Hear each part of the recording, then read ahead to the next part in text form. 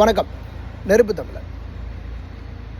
வெளிநாட்டுக்கு இல்லீகல் ஒர்க்கராக வர்றதில் நம்ம நினைக்கிறோம் நமக்கு நல்லது இருக்குதுன்னு நினைக்கிறோம். ஆனால் அதே மாதிரி நமக்கு நடக்கக்கூடிய கெட்டதில் என்னென்ன இருக்குது தெரியுமா?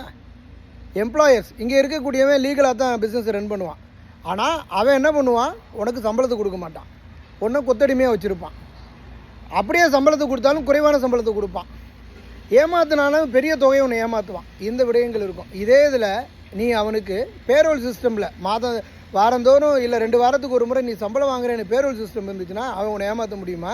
உனக்கு சம்பளம் குறைச்சி கொடுக்க முடியுமா? இதெல்லாம் செய்ய முடியாது. அதனால் இந்த இல்லீகலாக ஒர்க்கராக வேலை செய்கிறது லீகலாக இருக்கக்கூடிய எம்ப்ளாயர்ஸுக்கும், இங்கே லீகலாக எவனெல்லாம் பிஸ்னஸ் பண்ணுறானோ, அமெரிக்கனோ, க்ரீன் கார்டு ஹோல்டரோ அவனுக்கு தான் லாபம். அதனால் இந்த ஒர்க்கர்ஸ் எல்லாம் லீகல் ஒர்க்கர்ஸாக மாற்றிட்டா இந்த எவனெல்லாம் அயோக்கியத்தனம் பண்ணுறானோ அவனெல்லாம் மாட்டுவான். சம்பளம் குறைச்சும் கொடுக்கவும் முடியாது, ஏமாற்றவும் முடியாது.